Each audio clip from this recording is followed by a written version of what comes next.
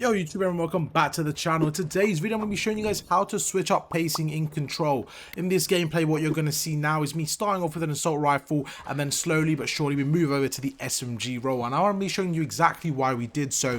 But starting off on this offense, you can see at the beginning my team do go down, 3 go down as we're going to advance towards the B point here, and what I'm trying to do is get a line of sight over, watch over the teammates and just make sure that nobody can sneak on by. So normally what happens in this specific point on the Control, right, is when I'm playing with an assault rifle, I feel like 1 or 2 players always go on the flank. So when I'm playing solo queue, I like to watch the flank and allow my team to just watch in front of them. The reason why I do so is just because I think it's a lot easier for my teammates. I'm trying to make their life as easy as possible because that would hopefully get us the win. So what I'm trying to do is make sure they can watch over the lane, and I'm going to push through now. Just because, you know, the teammates did die, we're in a bit mixy, so I decided to push on through, try to get a bit more map control and hopefully lead this to the spawn trap. This spawn trap here is very, very deadly. As you see here, we got 1 kill, we do get taken out. This was my first game in about, I'm not gonna lie, about almost a week here because I've been trying to edit that Dashy video. Hopefully you guys did enjoy it. If you haven't, it's on my channel. It was a very big project. Let me know what you think. But back to the video. Stop plugging my own channel here. So yeah, my point was I haven't played for about a week here. So what I tried to do to get back into things, I'm not gonna lie, no warm up, nothing, went straight into this game.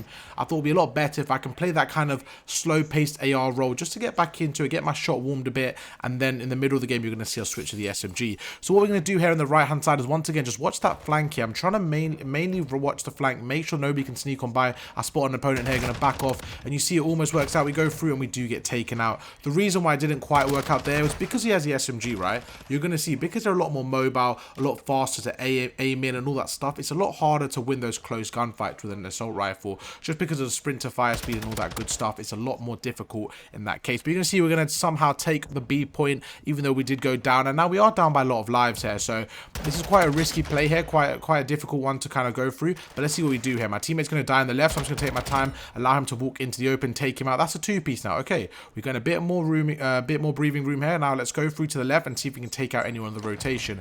I know they're going to be spawning on the back left here. Now my main danger zone in this point is a satellite on the left. You can see we're going to go through. I take out another, so we're on a nice little 3-piece here. Going to go through, going to spot anyone there. We take out the 4th almost, but we do get taken out from behind. So again, right there, I feel like we played that pretty well. The only thing that was kind of missing there was our teammates weren't watching our lane, and that allowed the opponent to flank and get the kill. So now we're going to go through the left, 7 to 14. We don't have a lot of time to work with, but more importantly, we are down by live. So what do we do in this situation? Well, we have to be perfect here. We have to go towards satellite, and what happens? We get stunned. This is not a good position to be in, but I'm just going to focus on satellite because if we want to win the round, we need to get that control. So I'm just going to pre-aim the left here. Hopefully we see him. We actually do spot him and manage to take him out, and just as that's 1 down, my teammate's trying to find a second. I can't spot anyone. Going to go through. We don't have a lot of time to work with here. No lives, no time, but let's see what we can do. We're going to get 1. Going to jump on over. We actually take out the 2nd, so really good play here, and you're going to see we're going to push through, and unfortunately he comes behind me. Now looking back at that, I should have held the satellite right there. If I hold the satellite and maybe even get that 3-piece, we could potentially win this round, but that was a lot to ask for, and again that is hindsight. That's all right though, we'll take it. Let's have a look at the ticks. Now the tick is the most important thing. We actually got 3 ticks total, which isn't that great, to be honest with you. You want to get at least, I would say, 5 for a convincing offense, but that's all right. You know, we get 3 ticks. We're gonna have to go into the defense here, and we're gonna have to be perfect in the next round.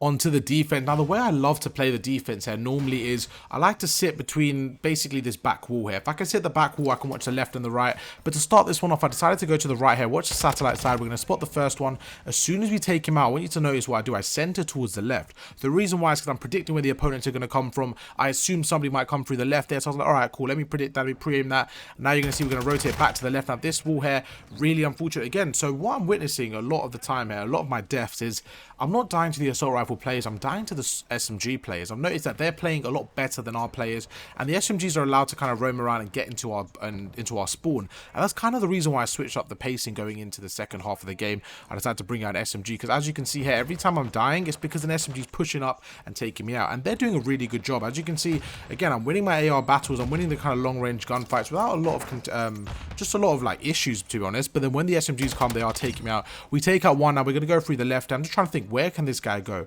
he can either stay on the right or go towards the left. So we're going to hold the left, pre-aim it. As he comes, we're going to get back into cover and get a nice little two-piece. Now, going to look at the mini-map. That's 3 down. This is where it's really important to advance up the map. You don't want to be held at the back of your map here. You want to make sure you're making ways forward and getting the map control.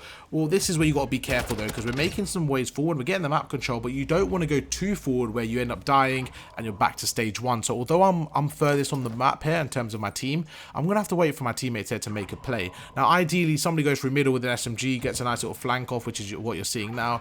And I thought, is it worth contesting? Probably not, just because there was probably 2 of them there and I'll probably be dead. I think it's more valuable for me to play my life, but you're going to see we accidentally fall down anyways. We take out 1. We're going to go through here. Now, this is just a bit of a mess. This isn't what I wanted to do because we fell down, but as you're going to see, what we're doing is I've got the assault rifle, so I'm trying to back off. Now, as I'm backing off, I'm trying to watch the lane. I'm trying to make sure that while I'm, you know, not in the position I want to be, I'm still trying to be as impactful as possible. We're going to preempt this lane here just because I'm in a bit of a weird off angle. I feel like they might not expect me to be here, and I'm just hoping to get 1 or 2 kills off guard and then reposition. But I see the kill feed 4 down. Now, on that, I want you guys to really pay attention here. In any kind of, I know we're near the end of the game cycle, but this is really important in every single game that we do play, even in the future. When you get 4 down in a control in a position like this, you have to push forward. You have to be in a position where you're getting more map control. And you can see where I'm sitting now. I've got so much map control here. Even if I don't get a kill, the fact that I'm in the lobby, right, I've got so much map control that if I die here, I know that the opponent's coming through lobby. By the time I spawn up, I'll probably get into a gunfight before they get on the hill. Now, that's really important. We're going to go through here. We got really lucky. I didn't think he saw me. That's the only reason I kind of slid out there. But kind of, I don't know, kind of worked out there. I'm not sure how, but it worked out. We take out another player, and just at that 3 down, I don't know why I'm pushing up right here. I could just play a little bit passive, but because it's the end of the round, I'm playing a bit more aggressive. But even right there, if you want to play perfect Call of Duty, this is kind of a tutorial, so should have backed off, just stayed on a head glitch. But you're going to see it doesn't really matter. The round does go in our favor, and the main thing is to look at the ticks. We got 3 ticks, they got 3 ticks, so we're now on even playing field, which is absolutely perfect going into the next round. Now into the second offense, both teams having basically very similar rounds here, so something has to change. If we want to win this offense, we have to do something a bit different. So we're going to start off, watch this right lane, just a really popular kind of starting route I like to do. Allows me to watch this whole alleyway. Normally 1 player pushes through, but in this case doesn't look like that's going to happen. We're going to go through, and we're actually going to push towards the A side, so something already has changed. Last round we went towards B first, this round we're going towards A, and I don't mind this. Let's see what the teammates do. Personally, I don't really have a preference. I feel like both sides are pretty good. This is a really, really embarrassing gunfight, I'll be honest with you.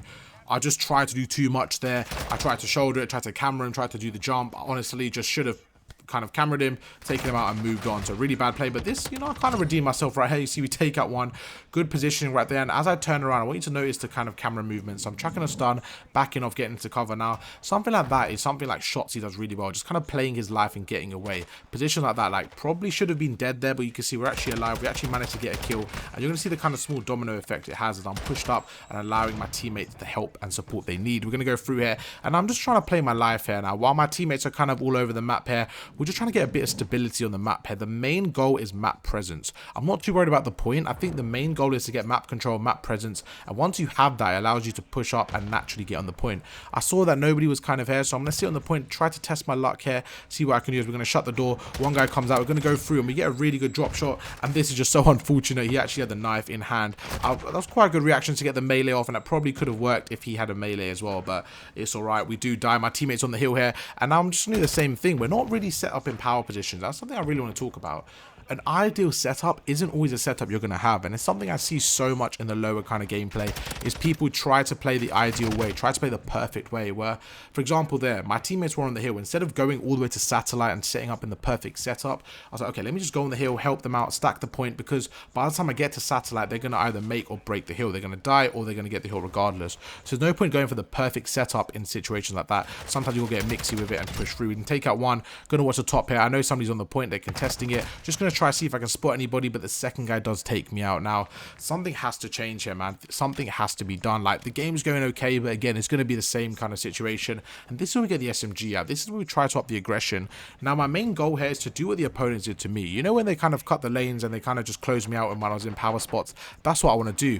And I don't know if it was a good luck charm, but my teammates went off there. They managed to get a 3-piece. So I haven't done anything here with the SMG, but now you're going to notice the kind of change in pacing. Because I've got the SMG, we're going to push up. We're going to take out 1. Okay, good play there. We're going to pop the dead silence, go around the corner. Now my main objective here is just to distract and delay the opponents. Now I want you to notice what we're doing. While two of my teammates are stacking the hill, I'm just going to go forward, and you're going to see this guy shooting me, but I'm going to do my best to play my life here, take my time, snake him, and just some really good shots there. Going to back off, and just like that we won the round. Now I'm not going to take credit for that round win because as you saw, my teammate got the initial 3 down. But I just wanted to show you guys what happened after that. You can see right here, we did a really good job of kind of snaking, making us a harder target to hit. Now granted, they probably couldn't have got the hill regardless, even if I wasn't there, but that's just something you should be doing in that situation. You should be trying to snake, just make yourself a harder target to hit. And now we're in a really good position. We're 2-1 up, we got the momentum, and now I could change back to the assault rifle, but I just feel like mixing up the pacing here will definitely work. I feel like either way, you know, we could probably win with the SMG or the assault rifle, but I'm feeling confident right now with the SMG starting that round. I feel like towards the end of that last round, we played that pretty well, so we're going to go through here. Chuck a stun, there's a trophy system. Now, what the trophy system means to me straight away is that an opponent is going to be there. At least 1 or 2 opponents are going to be pushing that lane. The fact that they put a trophy system down normally says to me there's at least maybe 2 opponents there. That may not necessarily be true, but that's kind of the inkling I had there. So we're going to go through, take out 1. Now it's time to switch up the lane. We don't want to get caught being patient here. We want to make sure we're playing aggressive, taking out the opponents with these. Going to go through here, and yeah, this is just a lack of aim assist, making it a lot harder to get that kill. We take him out. If you guys didn't know, that gate right there, you actually don't get aim assist. So if you guys feel like your aim gets windy, that's probably true what happens over there. We're going to go through here. They're actually playing very aggressive on the B point. You're going to see we're going to chuck a stun and nade over. Always do that. I cannot stress that enough. How many times I watch my opponents kind of sit on the hill and my teammates aren't chucking stuns and nades. It's so annoying. Even if they have a trophy system on the hill, chuck your equipment, because that will get rid of the trophy system and it will allow for a domino effect where your teammates can get the kill. It's not always about you, it's about your team getting the kill. Going to go through here, we have the dead silence pop. Now this is really important. We're going to try making a play here, try making a flank. We take out 1, we take out the second, we make him 1 shot. Going to jump around the corner again, camera him, and yeah, okay, thought we would take him out, but we're not. It looks like we didn't. Let's move on. That was just, yeah, I mean, good play from him, to be honest. He went prone right there. I couldn't really see him, and he absolutely fried me. Fair play from him, but the kind of play style was there. We were going for the aggressive route, going for the flank there. We take out another, going to go through the middle here, and again, C4 down. So my teammate's doing all the dirty work, and now it's my time to kind of get in position and see if I can make amends and see what I could do here. So we're going to spot an enemy on the left. This is a great play. I'm going to wait for him. I'm going to chuck a stun grenade and go all the way around it, just because I know that guy's distracted now. I'm going to chuck a stun. I'm going to chuck a nade there just in case somebody comes through there.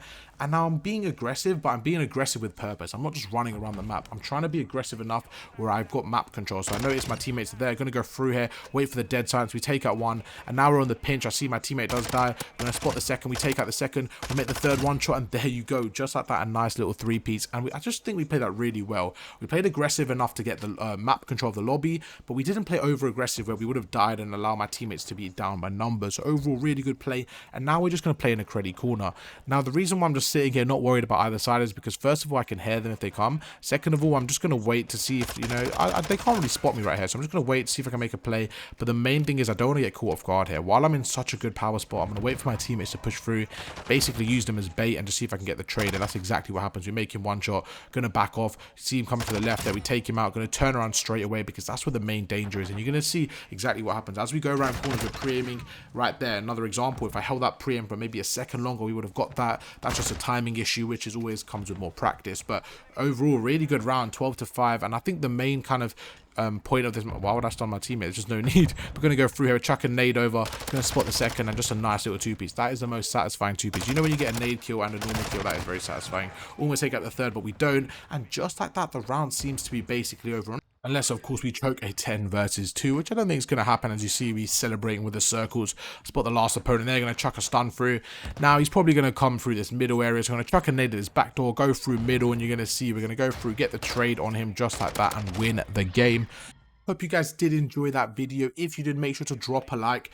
And yeah, I've got some plans for the future for the channel. We're going to be trying to mix things up this off season, trying to get a bit more games in, maybe some FIFA, some Fortnite, maybe some Cold War 8, all that good stuff. So let me know what you guys want to see, and I'll try to get some more content out. Thank you very, very much. Catch you in the next one. Boost.